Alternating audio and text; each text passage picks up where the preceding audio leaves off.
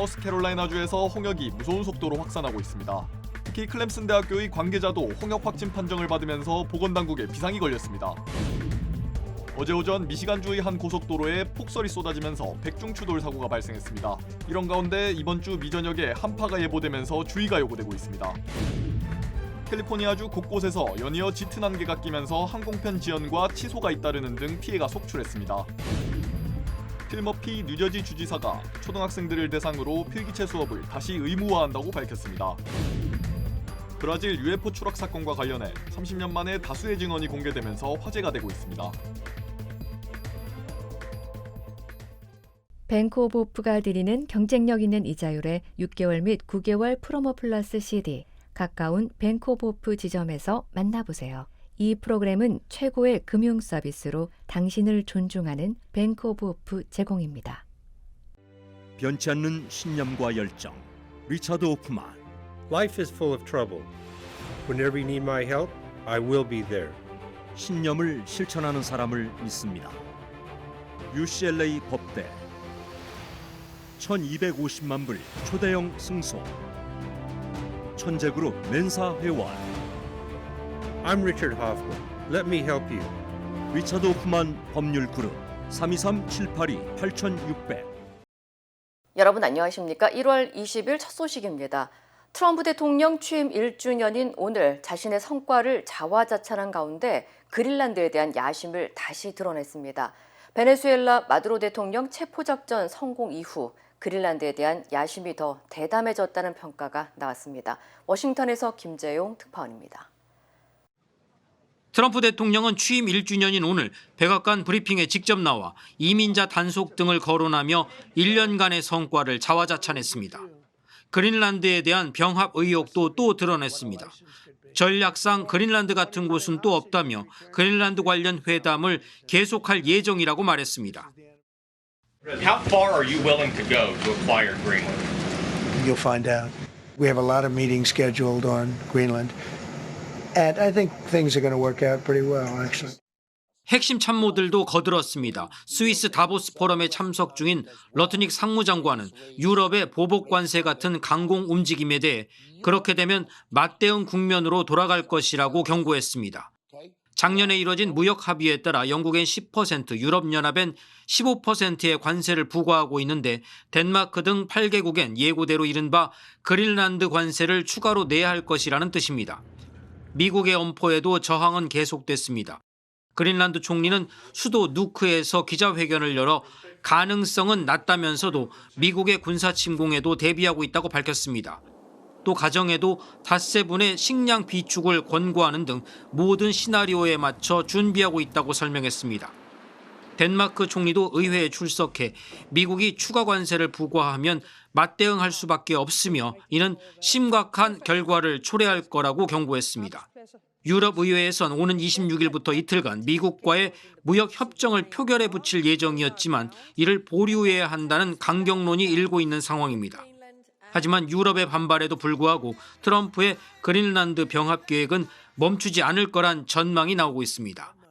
월스트리트 저널은 베네수엘라 마두로 대통령 체포작전이 성공한 이후 트럼프 대통령의 그린란드 야심이 더 대담해졌다고 보도했습니다.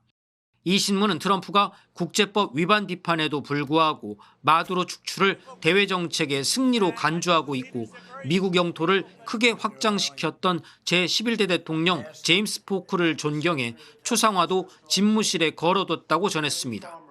하지만 대표적 보수 신문인 월스트리트 저널조차 영토 야심 때문에 유럽에 관세를 부과하겠다고 하는 행태는 동맹을 괴롭히는 제국주의라고 지적하는 등 내부 비판은 계속되고 있습니다. 워싱턴에서 MBC 뉴스 김재용입니다. 사우스캐롤라이나주의 한 대학교에서 홍역 확진자가 발생해 보건당국에 비상이 걸렸습니다. 학생 약 3만 명이 재학 중인 클램슨 대학교는 지난 17일 학교 관계자 중 한 명이 홍역 확진 판정을 받았으며 현재 노출 가능성이 있는 사람들에게 이메일로 통보하고 있다고 밝혔습니다. 보건당국은 홍역이 전염성이 매우 강한 질병으로 확진자와 같은 공간에 잠시 머물기만 해도 미접종자는 최대 90%까지 감염될 수 있다고 경고했습니다. 이에 따라 확진자가 다녀간 대형 마트와 박물관 등 주요 장소를 공개하고 접촉 가능성이 있는 수천 명에게 긴급 안내문을 발송했습니다.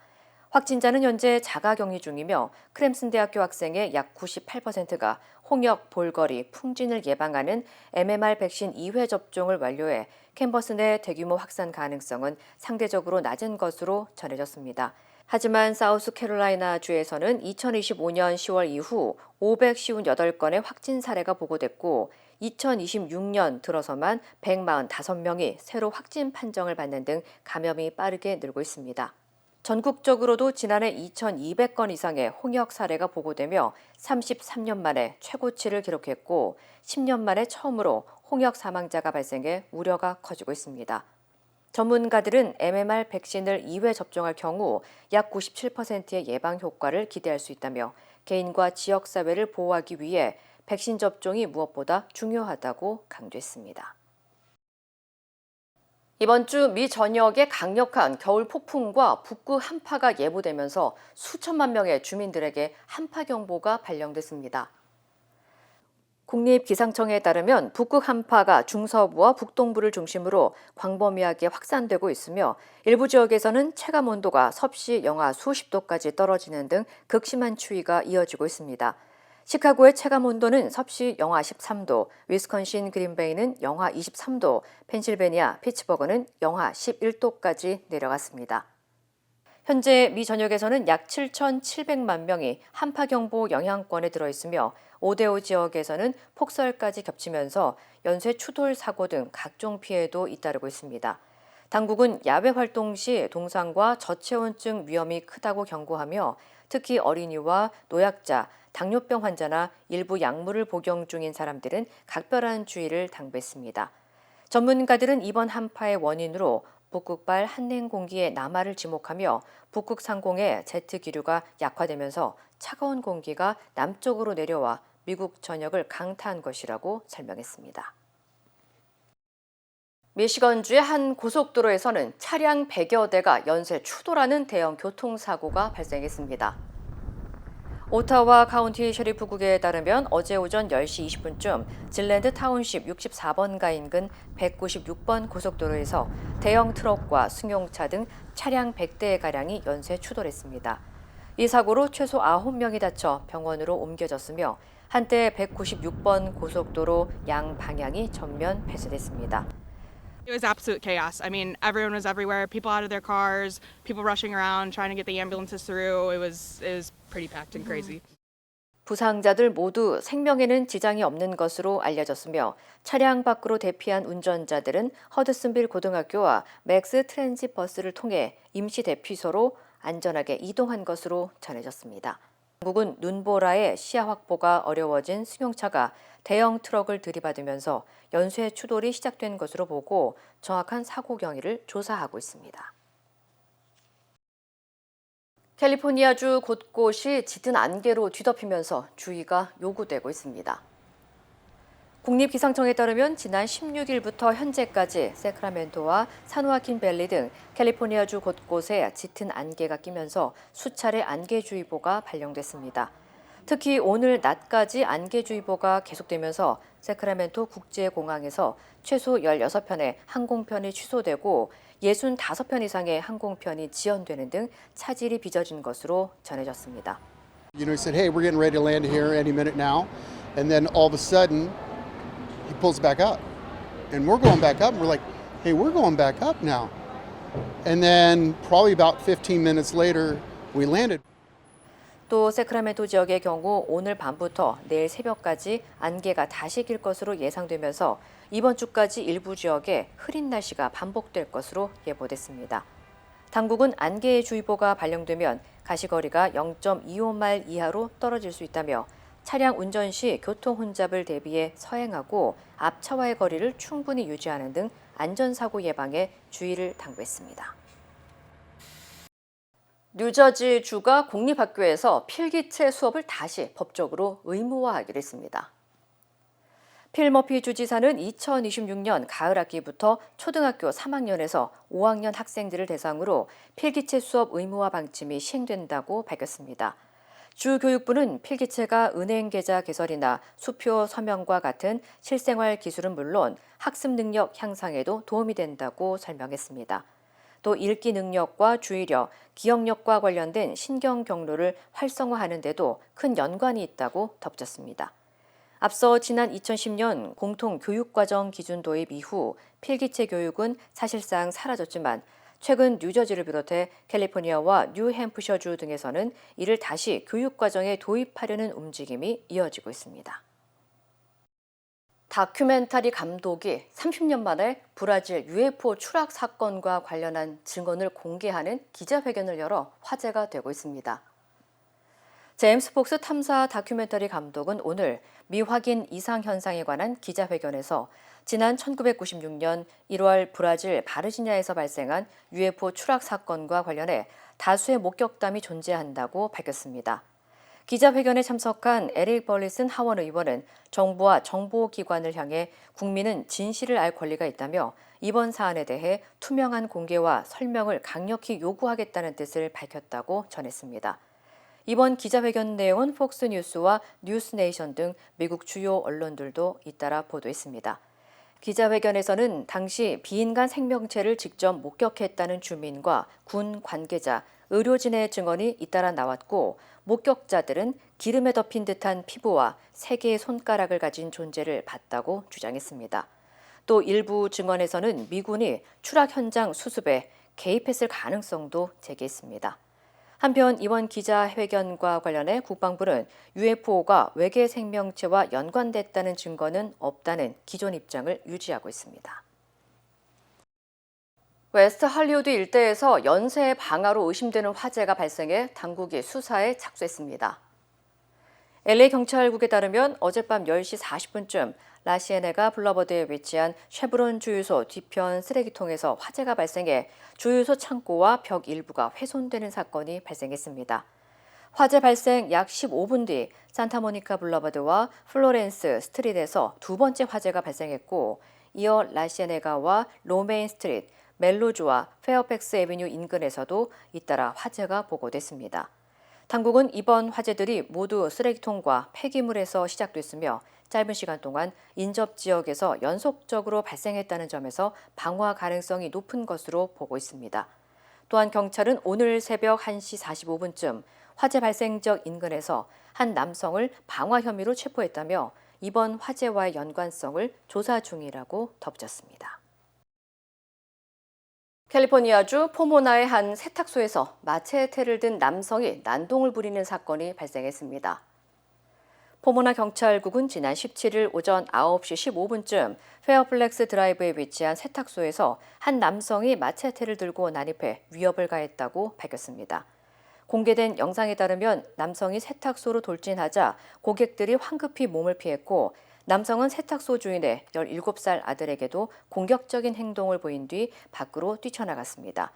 이후 세탁소 주인이 앞문을 닫으려 하자 남성은 다시 돌아와 소리를 지르고 마체테로 유리창을 부수는 등 난동을 부린 뒤 현장을 떠났습니다. 현재까지 용의자는 검거되지 않았으며 경찰은 수사를 진행 중입니다.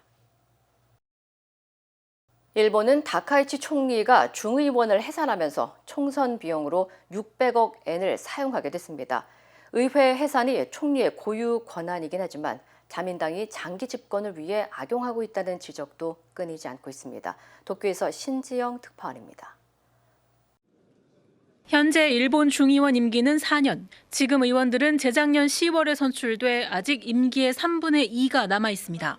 하지만 다카이치 총리의 전격 해산 선언으로 졸지에 번갯불에 콩 구워 먹듯 선거를 치러야 하는 처지가 됐습니다.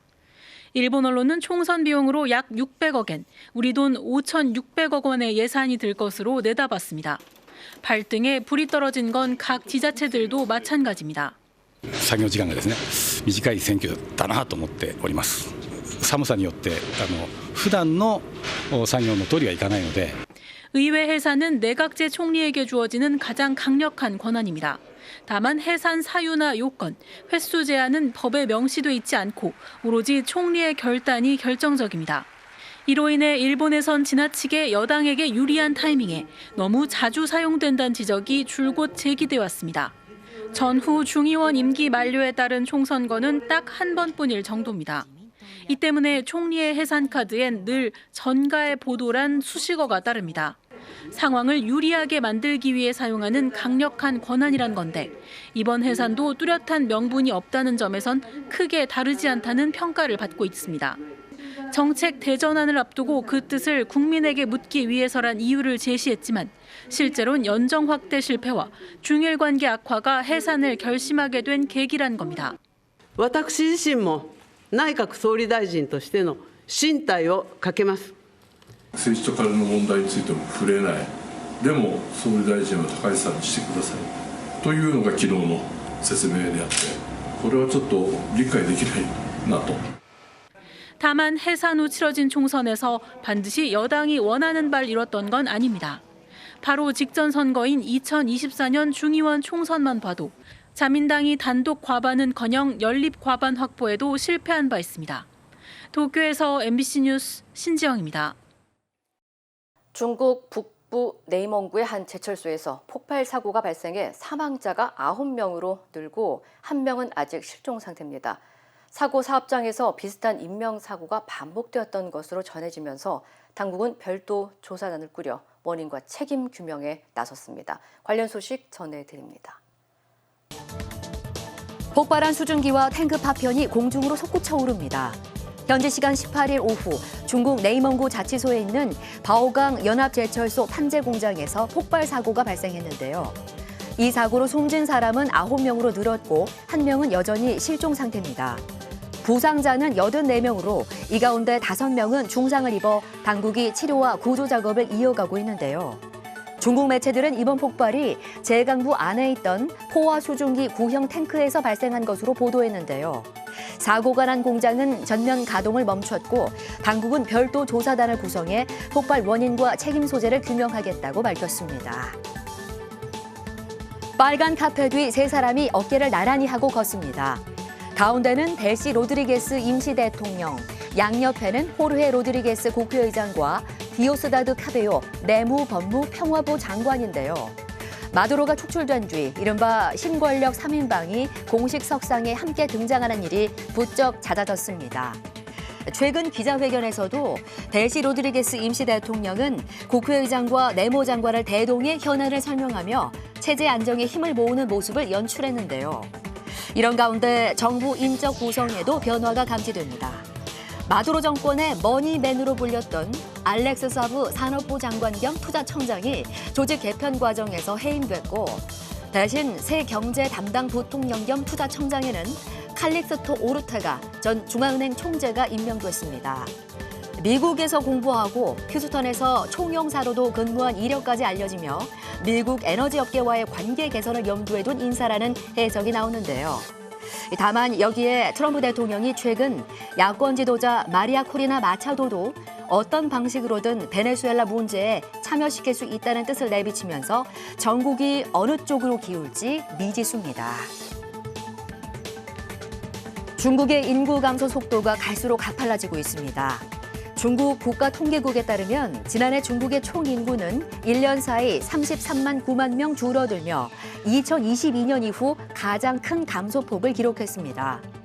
특히 신생아 수는 792만 명으로 급감해 1949년 건국 이후 최저치를 찍었습니다. 전문가들은 이 수치가 18세기 청나라 건용제 시기와 맞먹는 수준이라고 분석했는데요. 출생아 규모가 사실상 근대 이전으로 되돌아갔다는 평가입니다. 합계 출산율도 1명대 아래로 떨어졌을 가능성이 큰데요. 중국 인구학자들은 지난해 출산율이 0.97 안팎이었을 것으로 추정하며 한국보다는 높지만 싱가포르와 비슷한 수준이라고 설명했습니다. 중국 정부 역시 인구 감소를 구조적 문제로 인식하고 있지만 가임 연령 여성 인구 자체가 빠르게 줄고 있어 출산율 반등은 쉽지 않을 것으로 전망됩니다. 아파트 단지에 쌓인 눈더미가 마치 스키장 슬로프가 아닌지 눈을 의심케 합니다. AI로 만든 것 아니냐는 반응까지 나왔는데요. 러시아 극동 캄차카 반도에 기록적인 폭설이 쏟아지면서 도시 기능이 사실상 멈춰섰습니다. 주도인 페트로파블롭스크 캄차츠키에서는 고층 아파트가 10층 높이까지 눈에 잠기고 주차된 차량도 흔적 없이 매몰된 모습이 잇따라 포착됐습니다. 현지 언론에 따르면 지난 12일, 13일부터 강력한 겨울 폭풍이 몰아치며 일부 지역에선 하루 만에 2m가 넘는 눈이 내렸고 적설량이 최대 2m 50cm를 넘겼다는 보도도 나왔습니다. 폭설이 도로와 주거지를 덮치면서 구조 요청이 이어졌지만 구조대 접근 자체가 쉽지 않았고 항공과 대중교통도 큰 차질을 빚었습니다. 러시아 당국은 도시 전역에 비상사태를 선포하고 학교 수업을 온라인으로 전환하는 한편 주요 도로 제설 작업을 서둘러 교통을 정상화하겠다고 밝혔습니다. 지금까지 이 시각 세계였습니다. 한덕수 전 국무총리의 내란 혐의에 대한 1심 선고가 오늘 나옵니다. 내란 사태의 가담 행위 자체에 대한 법원의 판단이 처음으로 나오게 되는데요. 송정훈 기자가 보도합니다. 중요한 사실관계 및 피의자의 일련의 행적에 대한 법적 평가와 관련해 다툴 여지가 있다는 이유와 함께 기각된 한덕수 전 국무총리에 대한 구속영장. 선포문 받았는데 왜 안 받았다고 하셨습니까?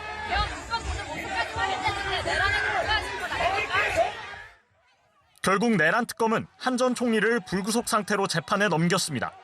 특검은 한 전 총리가 대통령의 위헌 위법한 계엄 선포 계획을 알고도 이를 말리기는커녕 오히려 묵인하고 방조했다고 판단했습니다. 뿐만 아니라 계엄 선포가 절차적 정당성을 갖춘 것처럼 꾸미려 한 혐의도 적용했습니다.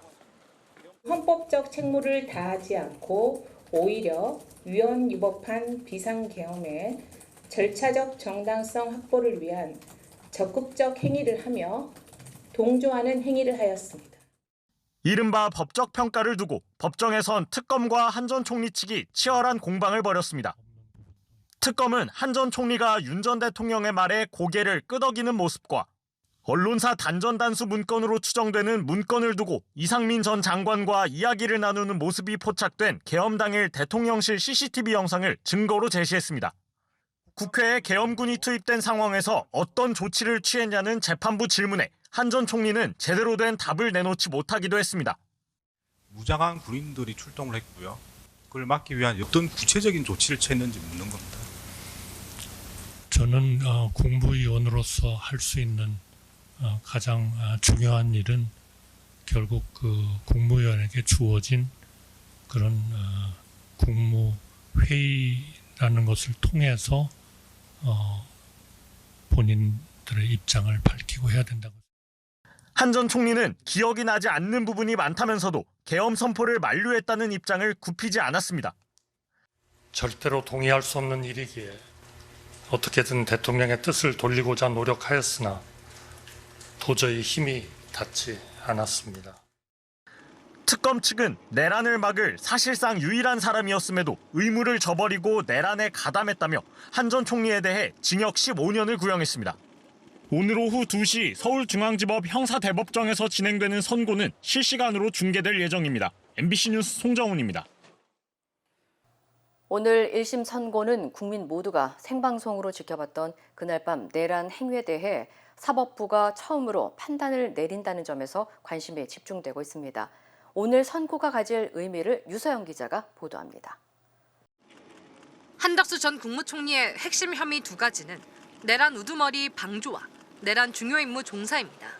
한 전 총리가 윤석열 전 대통령이 내란을 일으키는 걸 도운 공범인지 아니면 내란과 관련된 중요 임무에 참여한 일당인지를 판단해야 한다는 뜻입니다. 그래서 재판부는 윤 전 대통령에게 직접 12.3 계엄 선포 당일 밤 한 전 총리의 행태를 구체적으로 되묻기도 했습니다. 혹시 피고인이 반대라고 명확하게 표시를 했습니까? 반대하는 취지죠. 그게 반대라는 단어를 썼는지 뭐 어떤지는 기억이 나지 않습니다만은 재고해달라는 말을 한글로 기억이 나고 네네. 반대라고 말했는지는 제가 기억이 안 난다고 말씀드립니다. 판단을 위해 재판부는 먼저 12.3 비상계엄, 국헌문란 목적이 있는 폭동, 즉 내란인지부터 따져야 합니다. 입법부인 국회를 무력화하기 위해 계엄군을 투입한 행위가 내란이 맞다면 다음으로 한 전 총리의 관여 정도를 따져 유무죄를 가리게 되고 내란이 아니라면 한 전 총리의 내란 관련 혐의는 자연스럽게 모두 무죄가 됩니다. 다시 말해 한 전 총리 유죄 여부와는 별개로 재판에서 윤 전 대통령의 내란 혐의에 대한 실질적인 첫 사법적 판단이 나온다는 뜻입니다. 윤 전 대통령과 다른 국무위원들의 내란 사건 재판에 영향을 줄 수밖에 없습니다. 12.3 비상계엄 선포 직전 회의에 참여 안 돼 재판을 받고 있는 국무위원은 모두 4명. 특검은 김용현 전 국방장관에 대해 무기징역을, 이상민 전 장관에 대해선 한 전 총리와 같은 15년형을 요청했습니다. 같은 심급의 다른 재판부 판결을 어느 정도 수용할지는 각 재판부의 선택에 달렸지만 한 전 국무총리에 대한 1심 선고가 내란 사태에 대한 사법부 판단에 신호탄이 될 것이라는 점은 분명합니다. MBC 뉴스 유서영입니다. MBC는 신천지가 코로나19 집단 감염 사태로 경기도의 행정명령과 검찰 수사 대상이 됐던 지난 2020년 이만희 총회장과 핵심 간부 사이의 통화 녹취 파일을 확보했습니다. 녹취를 보면 이만희 씨는 이재명 당시 지사를 겨냥해 엄청난 손해를 보고 목적 달성을 못할 것이라며 분노를 쏟아냈습니다. 조건희 기자입니다. 코로나19가 본격 확산되던 지난 2020년 초 신천지 안에서 집단 감염이 속출했습니다. 방역 수칙을 어기고 집단 모임을 가지면서 대규모 감염이 잇따랐던 겁니다. 이재명 당시 경기도지사는 신천지 총회를 폐쇄하는 등 강경 대응에 나섰습니다. 어떻게 책임을 물을지 그 부분은 추후에 저희가 논의해서 결정하도록 하겠습니다. MBC가 확보한 신천지 총회장 이만희 씨와 핵심 간부 사이의 통화 녹취 파일.